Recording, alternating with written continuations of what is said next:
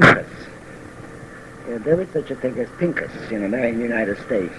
But we were talking about it, that if he ever came to the United States, we would call him Paul. And my sister's name is Sophie. Yeah. Her last name is Voloshin. Sophie Voloshin. Mm-hmm. What else do you want to know? Well, that was a Russian name, your brother's name? Pincus Blumen. Yeah. In Russian, it's Blumen. Our name in the United States is Blum, but in Russia... What? Was it shortened? It was shortened by my uncle, who is now living here in Los Angeles. And when he came to the United States first, he came here first, he shortened it from Blumen to Blum. Frankly, I would have preferred the Blumen. It's just as nice. Yeah, I get it. Yes. But, was your name Joseph? Is that a Russian name, like Joseph? In Russian, it was named Iosif. E-O-C-E-F, like Iosif. And when I came to the United States, I didn't know exactly what my name should be, but they called me Joseph, which is probably the closest thing to it. Just,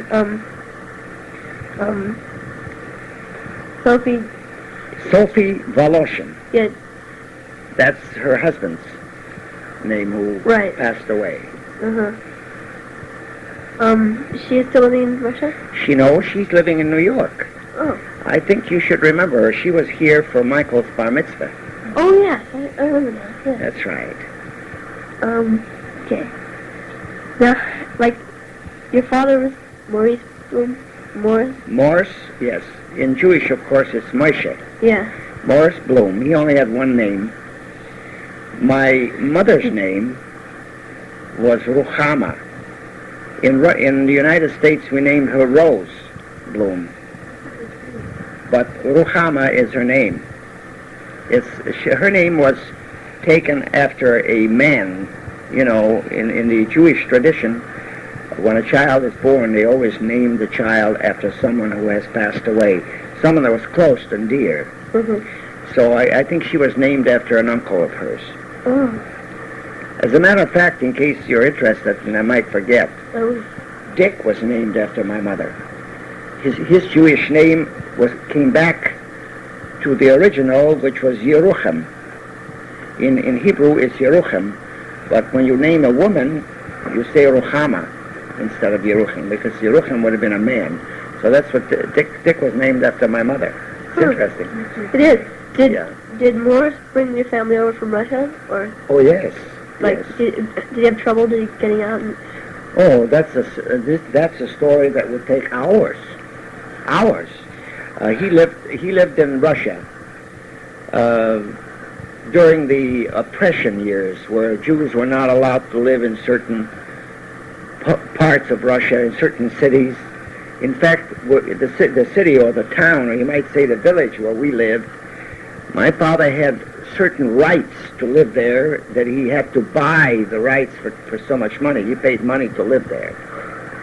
And when the rights ran out and he forgot all about it, and he happened to have been out of the city or village, my mother, my brother, my sister, and I were put in jail. How old were you? I was just a baby in arms. And when my father came back from where he went, I don't remember. I think he used to deal in horses. Actually, he was a shoemaker. But on the side, it was a hobby for him to go to all these different sales, the different cities where they traded horses. They sold, bought, and traded horses. He loved horses. Oh, yes. So he happened to be out of town. When he got back, we were in jail.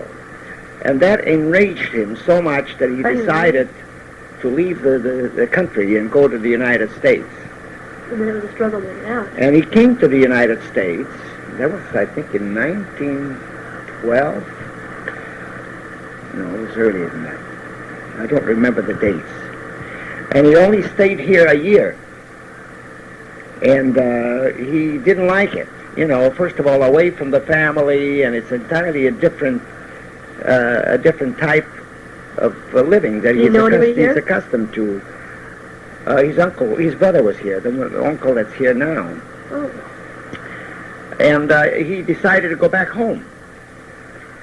And while on the ship, while he was going home, he decided he made a mistake. So he came home and immediately decided to go back to the United States, and he did. He couldn't afford to take the family, so he went by himself each time. He figured he'd come here and he would make a certain amount of money and maybe buy a home or a business and then bring the family. And but then he stayed here for 5 years, and the revolution broke out. And when that happened, for quite some time he couldn't get any mail from us, and we didn't receive any from him, so he got worried. And he decided to come back to Russia to pick up the family and bring them to the United States. By then he had a business in Detroit, and he bought a home, and a lot of things he got made ready for us. And I was 11 years old when he came back to Russia. And we started traveling, trying to get back here. And it took us a long, long time. It took 5 years. We were in many, many cities and countries. We were in Japan. We were in Siberia, in Poland, Lithuania, Latvia, Ukraine, Turkey. All of these places we went to trying to come to the United States. Japan? How did you get to Japan? Well, Japan, because my father went through Japan, coming back to Russia. Oh. He went by way of Yokohama and Tokyo and Siberia and Manchuria, and he figured he would go back that way. There was another reason for going back the same way, was the fact that he left some money in a bank in Manchuria. But by the time we got back there, the money was lost because the governments have changed hands. It's a story that you could write a book, and it would be very interesting. It would be. Yes. But anyway, what was the original question that I'm... How did he get from Russia to the United States? Oh, so... How did he eventually get out? As I said, then we traveled for 5 years, and we finally got here in 1923, the 1st of March, when we saw the Statue of Liberty. That must have been so good. We cried. Well, we went through so much, the hardships that we had. Did you get on a boat? You got on a boat over here? Yes, we came on a boat from Riga, Latvia, and we almost decided to stay in Russia, in Siberia. That part was very beautiful. We loved Siberia. Did you have to have a passport to get on the ship? Well, yes. Get Well, here's what I'm trying to tell you. My Uncle Louis was in Detroit at the time, and he found out that my father had money in the bank left there by the fact that he gave the house that he bought, and he leased and rented. For 5 years, the Union Trust Company took care of it, and they were getting a percentage. I think it was 5% for the work that they put in it, for taking care of it, for tending and everything else. But there was sufficient money in over and above what the Union Trust Company had to take. There was left for my father. So he wrote to us, and we gave him permission to take the money out of the bank and send us a visa. And that's how we came here, and we have visa. Oh. And we came through Riga, Latvia. And in 1923, we arrived in the United States. Mm-hmm. My father was one of 3 brothers and 7 sisters. Ooh. 7 sisters? 7 sisters, yeah, and 3 brothers. I can't tell you their names. Oh, that's good. But I know that my brother Louis, my Uncle Louis is still alive. Is the only one of all the brothers and sisters that's still alive. And he also had a brother, Zalman, who is the grandfather of Eileen, great-grandfather of Eileen. No, grandfather of Eileen. Yeah. and when he decided, he was also in the United States. He came with my father. They traveled together. But on the way back, when they left in 1918 to come back to Russia, they separated aboard they were already in Czechoslovakia, but they separated on the train, and my father couldn't find them. They couldn't find him. And they were having words. They didn't agree on a lot of things. My uncle was leaning towards communism. He figured that, well, now that there's a revolution in Russia, you don't have to stay in the United States. Russia can be just as good as the United States because the Tsar is gone, and he will not be. There won't be any oppression against Jews. They will be equal citizens as everyone else. And my father didn't agree with him, see? And so they used to fight and argue, not fight, but argue over it. But anyway, my father heard on the train that they were going to take the train back. They weren't going to allow him to go through. The war was going on. So my dad looked for his brother and couldn't find him. He looked all over. But he decided that he wasn't going to go back. He wants to go to the family. He's so anxious to see. So he jumped off a running train. In the middle of the war, there was a war going on in Czechoslovakia. And he hid in a farmhouse until the fighting went through, until they passed. And then he got home. But his brother never saw his family again. They brought him back to the United States. And he died here afterwards, and my father never saw him either. Because by the time we came here, he was gone. Where was your birthplace of your father and mother? My father's birthplace? Yes. It's a small town. I have to write it down for you. It's called Kostikovich. Can you spell it?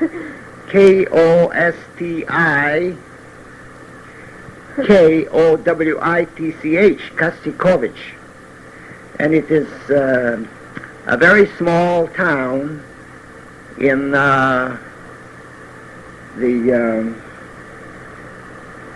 let's see, where would it be in this was the town, but the state of that town, it was named Chernigov. Chernigov, Chernigov was the state of it. It's on the Ukraine. Is that in northern Russia? Oh, that would be, no, that would be south. Oh, That would be okay. south. I see. And do you know the birthplace of your mother? The what? Birthplace of your mother. She was born in a city not too far from where my dad was born, and it was named McLean, M-G-L-I-N, McLean, and also in the same state, Chernigov. Do you think that their fathers and their grandfathers before them were all from Russia? Do you think, Oh yes, do you think our they were ancestors Russian. were all Russian? Yeah, all Russians. They were Russian Jews, but as far as I know, all of them were in Russia. So it must have been hard for your father to leave Russia for a while. Well, I guess the revolution made him. it was hard to leave the family behind, but it was the best thing that ever happened, because if it hadn't been for him, we wouldn't be here. We would still be under a communistic form of government, which is something we wouldn't have liked. That's true. Do you happen to remember when your father and mother, when they were born, and their dates when they were born and died? It's hard. I know. Oh, gosh. Dates are so That hard. would be really hard. Dates are so hard for me. I can't remember. Let's see. I can tell you, my mother was 45 years old when she died. And that was in 1925, and I can figure back. I don't know the date. How come she died so young? Was it just... She died from after an operation. Had appendicitis. She had appendicitis, and in the days In when those days it was a harsh it situation. was very bad, and nothing was really sanitary, and the doctors weren't that good. Yeah. Also, that she was sort of worn out from all the travel. She was very tired and sick, and by the time we came to the United States, when she could really enjoy her life, she wasn't well. And your father, he was, how old when he died, do you think? My father died at 75. He was 75 years old, and that was in 1948. You can figure that back. I also Yeah. don't know his birth date. That's See, the Jewish people never really, the older people never had birthdays. That's close enough. You remember great. that. Yeah. I mean, they never celebrated birthdays like we do now. What did your father do for occupation? Oh, he was a shoemaker, Oh, yeah. and that's his father before him and his father before him. When my dad was 9 years old, he used to come from Cheder. You know what Cheder is? It's a Jewish school. Oh. They weren't allowed to go to Russian schools, Yeah. so they went to Hebrew schools. And they learned in Hebrew, and then he would come home and sit at the bench and help with the shoe repairing, with not repairing, shoemaking. They never repaired shoes. They made new shoes by Right. hand. My father could make a brand new pair of boots when he was 9 years old, complete. That's great. He was an expert. As a matter of fact, I used to sit at the bench and watch him, and I could make a pair of boots or shoes or whatever. You get to know every phase of it. And let's see, and he spoke Russian and did He speak spoke Yiddish? Yiddish and Russian. And did your mother do anything besides stay at home? Did she have any skills or occupation? No, my mother only was a housewife. She was an excellent cook. As a matter of fact, women, even girls, in those days when they're born into a Jewish family, never went to work. They had to stay home and learn how to be a good housewife and a good wife and how to clean and all that stuff, so that when she gets married, she would make a good wife. Right. Except that my mother had to go to work. She and her sister were left without parents. The parents died young, and there was no one to take care of them. So they put them into a home to work like they were in an inn in a small town where all kinds of people, business people used to gather. They used to come in on their horse and buggies, and they'd stop off overnight over there. And my mother was an excellent cook. She used to cook and bake. And everyone said that no one could cook like my mother. That's great. Let's see. Did your father have any like outside interests, like any other hobbies? Like did he? Oh, the only interest he had was horses. He loved horses, Take care of them. and he used to trade horses. In Russia, most of the traders were gypsies. They used to have what they call, in Jewish, it's called yarid, like Y-A-R-I-D. It's a horse sale. You go on that sale, and you can see a lot of gypsies, and they used to trade horses. You used to have to be careful because they could fix up the horse's teeth to make them look younger than what they are. That's right. It's by the teeth that you can tell whether a horse is young or old. Did you know that? No. Mm-hmm. And my father had a hobby. We always had horses. I used to ride horses when I was 1 year old. My father put me on a horse. Oh, Janet would have loved it. Yeah, and I could ride him bareback. That's great. Here's a very hard question. I don't know if you can answer this, but can you tell me? Do you remember any of the names of your grandparents? Did you ever see any of your grandparents? I can only remember my father's name. His name was Fievel, and it would also be Blumen, but Fievel in Russian, in Jewish, in English it would be let's see, it would be Fievel. It would How do you be spell Fievel? it would be like F-Y-V-L, Yeah. Fievel. I don't even know what kind of a name it would be in English. Did you ever see him? No, he died before I was born. And he was also from From the Ukrainian. from the same town, Kostyakovich, where my father was born. You know, the other side of our family, Grandma Ann and Grandpa Isaac, their parents came from Russia too. Latvia. Latvia. Yeah. Well, that's where I It's took. Russia now. But That's where I took we took the boat to come to the United States. As a matter of fact, we stayed in Riga, which is the capital of Latvia, Riga, Latvia, for 3 months, trying to get the visa stamped. You know, you have to stamp it in each country. And they kept laying us off, and we were running out of money, and all we were eating is fish. Riga is known for export. They export a lot of these little sardines and small sardines, and you go through the market, and that's all you do is smell fish. And for 3 months, that's all we ate. We couldn't afford to buy anything because we were running out of money.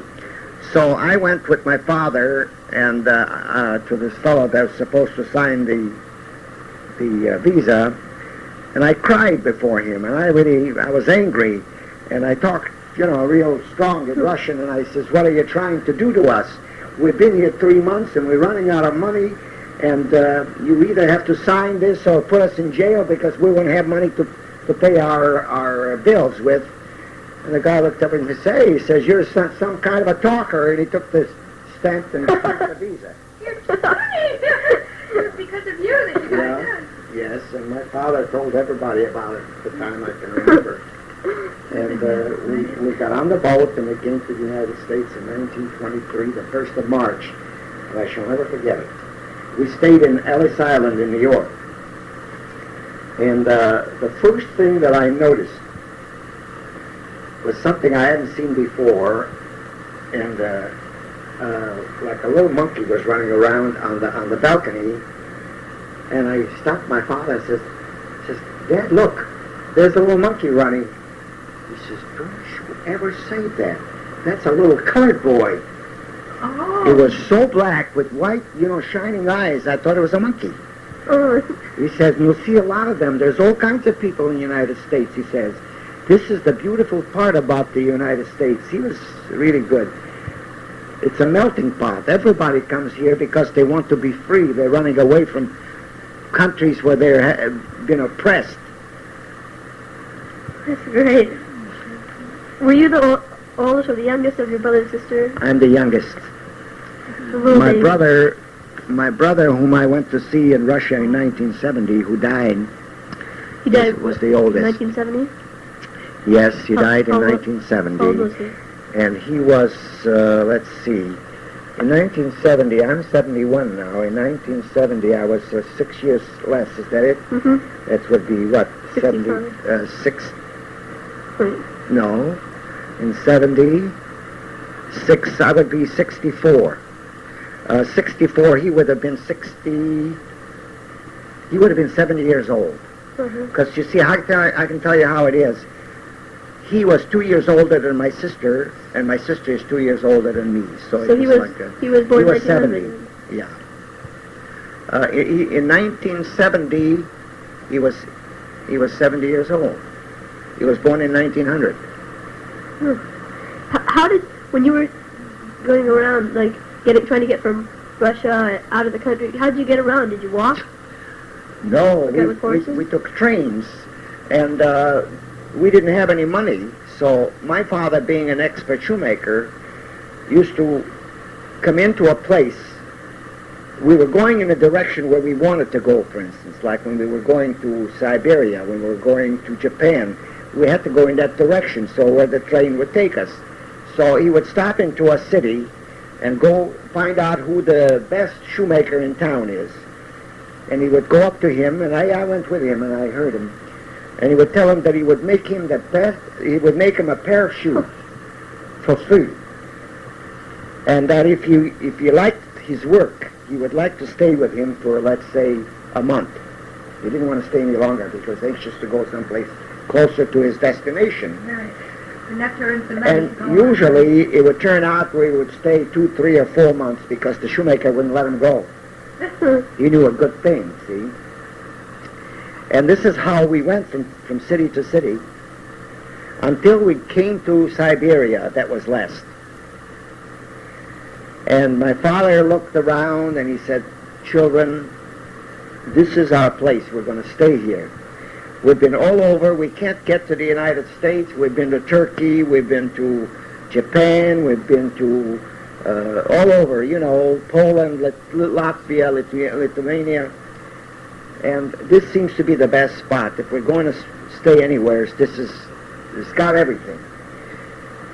It was rich with everything. It had plenty of food, you know, and plenty of clothing and pelts and skins and everything that you could use. And he was happy there. And the climate was beautiful, although it was cold in the winter. It was beautiful in the summer. And so this is where we stayed for 2 years. And then that's where we received the visas from Uncle Louis. And it gave us the opportunity to come to the United States. Now, from an A side of the family, she had a lot of brothers and sisters too. Let's see. She had Reva, Sylvia, then Jenny, who died, and then Gramanetti, and Seal, and Edith. I said Mom was in between there. Oh, and one brother, Morris. Yeah. Did Jenny died young, right? She died young. Yeah. What Yeah. of a? I think she had. What did she have? Some kind of fever, heart fever, something. Rheumatic. Yeah, rheumatic She fever. had rheumatic fever, then not Yeah. she Yeah. They thought she died of a blood disease, but nobody Yeah. really said it. In those days, they didn't know. But and her maiden name was Orgel, O-R-G-E-L. And her father and mother's name was Ida and Isaac, right? Isaac and Ida, that's correct. And do you know where their origin was from? Was it Austrian? Poland. Poland? Yeah. They were actually from, wait a minute, in the old days it was called Galicia. They had a Galicia. But it was taken over by Poland. Do you know anything about them? Did you ever meet them? Sure, I lived with them in Rochester, New York. They were very religious people. Never worked on Sabbath. They had in fact, they still have the store, Jewish religious articles that they are selling. In Rochester? And they closed the store Friday afternoon, and they open it up Saturday night, so that they don't work on Sabbath. Okay, so Isaac, do you know his occupation? What did he do? Did he just run the store? Well, he was more of a peddler. He used to peddle. He used to buy up old furniture and sell it, and things like that. He didn't actually have a trade. Let's see.